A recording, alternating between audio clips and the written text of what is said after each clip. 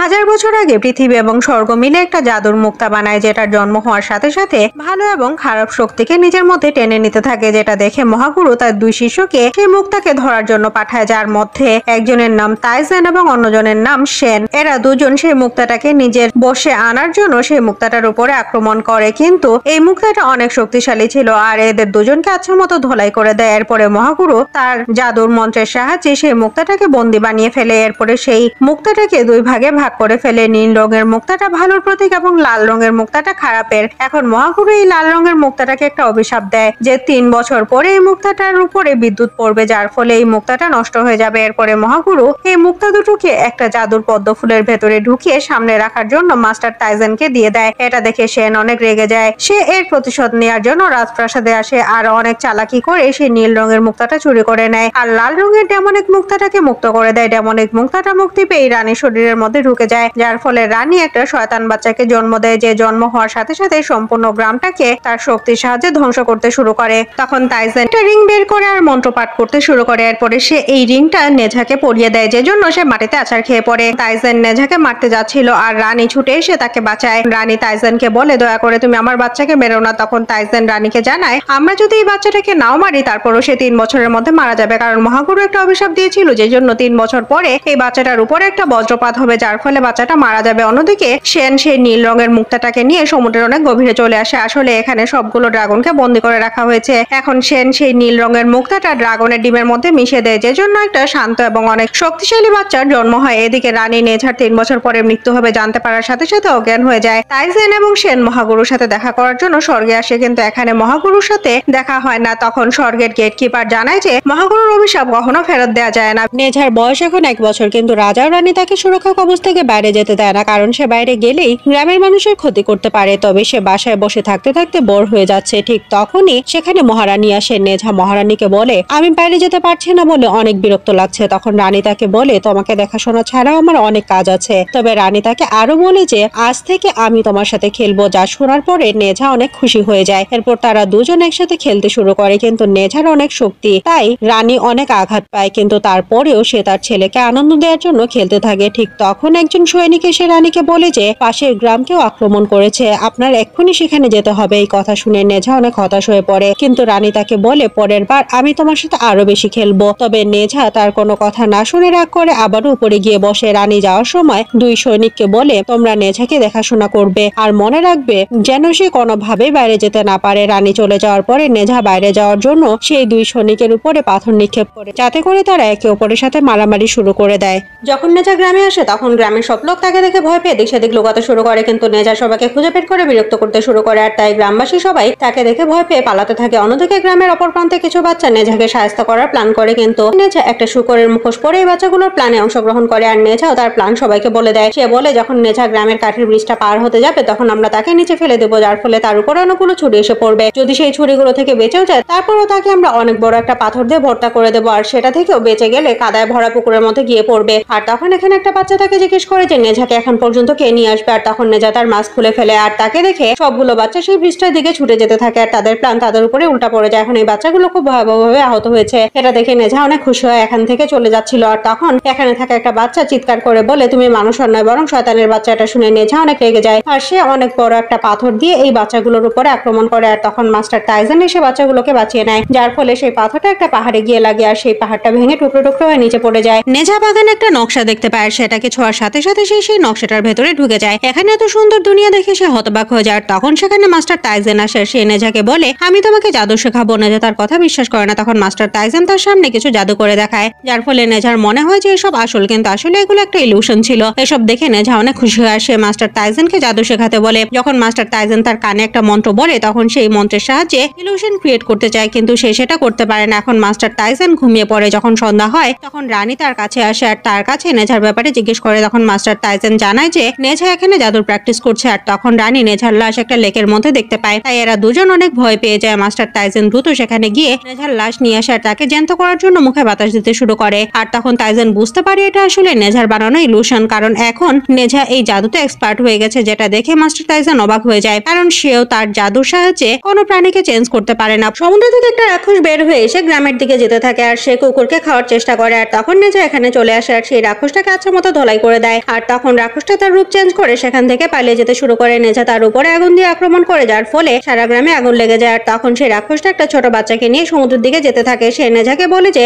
সমুদ্রে আমাকে কেউ ধরতে পারবে না। তখন পিং এখানে এসে সমুদ্রের পানিকে বরফে পরিবর্তন করে দেয়। পিং এর জন্ম সেই নীল রঙের মুক্তাটার জন্য হয়েছিল। তার কাছে সবকিছু জমিয়ে বরফ করে দেওয়ার মতো শক্তি আছে। এখন পিং সেই রাক্ষসটাকে কাছের মতো ধোলাই করে দেয় আর সেই ছোট বাচ্চাটাকে বাঁচায়। কিন্তু এই ব্যাপারটা নেজার একেবারেই ভালো লাগে না, কারণ সে নিজেই বাচ্চাটাকে বাঁচাতে চাইছিল। তাই সে আবারও সেই ছোট বাচ্চাটাকে রাক্ষসটাকে দিয়ে দেয়। এরপরে নেজা এবং পিং মারামারি করতে শুরু করে দেয়। আর তখনই রাক্ষসটা তার মুখ থেকে অনেকগুলো বুদবুদ বের করে এদের উপরে আক্রমণ করে নেয়। নেজা যখন একটা বুদবুদ টাচ করে তখন সাথে সাথে তার হাত পাথরে কনভার্ট হয়ে যায়। এরপরে সেই রাক্ষসটা ছোট বাচ্চাটাকে জ্যান্ত গিলে ফেলে। এটা দেখে পিং সেই জাদুর বুদবুদ গুলো থেকে নিজেকে বাঁচাতে বাঁচাতে রাক্ষসটার দিকে যেতে থাকে আর তার পেটের উপরে আক্রমণ করে, যে জন্য রাক্ষসটা সেই বাচ্চাটাকে উগড়ে দেয়। কিন্তু রাক্ষসের পেটে থাকা বিষের জন্য পিং এবং সেই বাচ্চাটা পাথরে কনভার্ট হয়ে যায়। এরপরে রাক্ষস একটা অনেক বড় পাথর তুলে এদেরকে টুকরো টুকরো করে দেওয়ার জন্য এগিয়ে আসে। কিন্তু তখন নেজা এদের দুজনকে বাঁচিয়ে নেয়। রাক্ষস নেজার হাত থেকে বাঁচার জন্য চারদিকে পাথরওয়ালা বুদবুদ ছড়িয়ে দিতে থাকে। আর তখন নেজা তার ব্রেন খাটায় আর পিং এর শরীরটা নিয়ে ঘুরাতে ঘুরাতে তার দিকে এগিয়ে যেতে থাকে। আর এটা দিয়ে রাক্ষসটাকে আচ্ছা মতো ধোলাই করে দেয়। এখন রাক্ষসটা হার মেনে নিয়ে নেজাকে সেই বিষের অ্যান্টিডোট দিয়ে দেয়, যেটা ইউজ করে নেজা নিজে এবং পিংকে ঠিক করে ফেলে।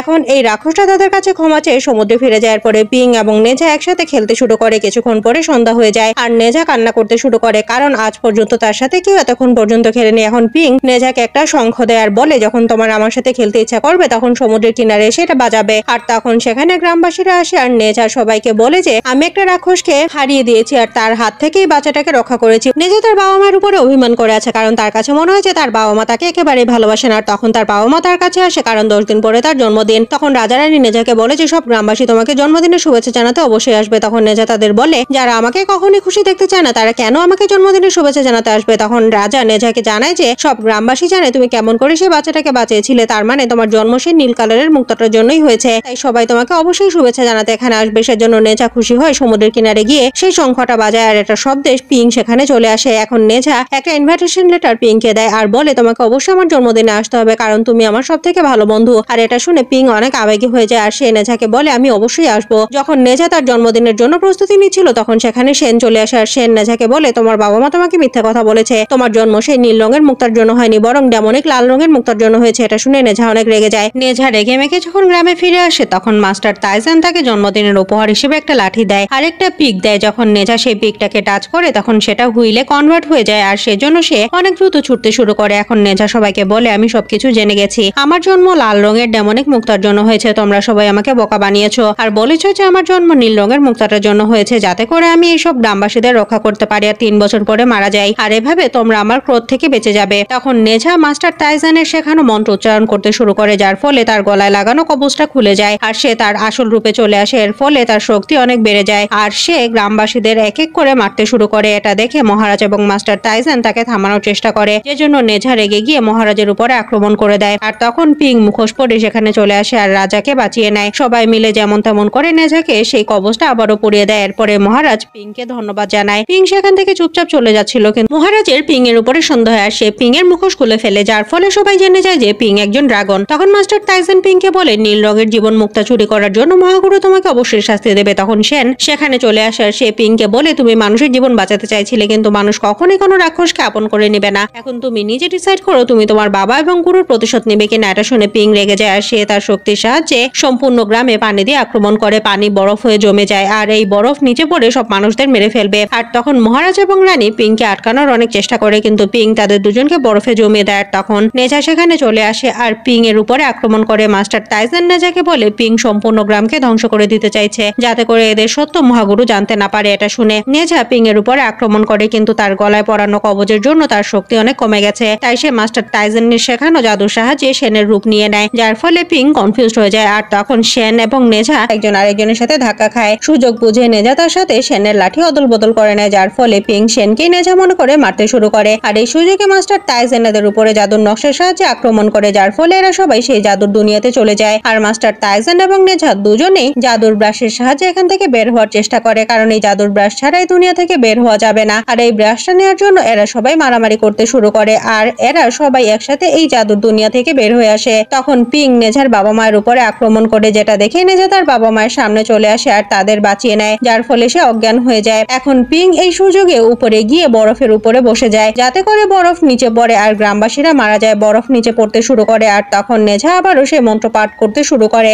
যার ফলে তার গলায় লাগানো কবচটা খুলে যায় এবং তার শক্তি কয়েক গুণ বেড়ে যায়। সে অনেক দ্রুত উপরে গিয়ে সেই বরফটাকে নিচে পড়া থেকে আটকায়। তখন পিং নেঝাকে জিজ্ঞেস করে, তুমি কেন এদেরকে বাঁচানোর চেষ্টা করছো? তোমার জন্ম একটা রাক্ষসের রূপে হয়েছে। তখন নেঝা বলে, কোনো মানুষ দানব বা রাক্ষস হয়ে জন্মায় না, প্রত্যেকটা মানুষ তার নিজের কর্মের সাহায্যে ভালো বা খারাপ হয়, আর আমি আমার নিয়তি নিজে লিখবো। এখন নেঝা এখানকার সবগুলো বরফকে গলিয়ে বাষ্প বানিয়ে দেয়। সে পিংকে ধরে ফেলে কিন্তু তাকে মারে না। তখন পিং বলে, আমাকে মেরে ফেলো। নেঝা বলে, আমি তোমাকে মারতে পারবো না, কারণ তুমি আমার একমাত্র বন্ধু। আকাশে বিদ্যুৎ চমকাতে শুরু করে আর নেঝা বুঝতে পারে যে মহাগুরুর ভবিষ্যৎবাণী সত্যি হতে চলেছে আর তার শেষ সময় চলে এসেছে। তাই সে নিচে এসে সেই কাগজটাকে ছিঁড়ে ফেলে, যাতে করে এই অভিশাপের ফল তার বাবাকে ভোগ করতে না হয়। আর যখন সে তার বাবা মাকে বিদায় জানায় তখন তার উপরে বিদ্যুৎ পড়তে শুরু করে। আর তখন পিং সেখানে এসে নেঝাকে বাঁচানোর চেষ্টা করে, কারণ সেও বুঝতে পেরেছে যে কোনো মানুষ ভালো বা খারাপ হয়ে জন্ম নেয় না। এখন এরা দুজন মিলে সেই অনন্ত বিদ্যুৎকে নিজেদের ভেতরে টেনে নিতে থাকে, কিন্তু তারা মহাগুরুর শক্তির সামনে একেবারেই টিকতে পারছিল না। আর তখন মাস্টার তাইজেন তাদের সাহায্য করার জন্য চলে আসে আর উপরে গিয়ে সেই জাদুর পদ্ম ফুলটা খুলে দেয়, যার মাধ্যমে লাল এবং নীল মুক্তাটার জন্ম হয়েছিল। এরপরে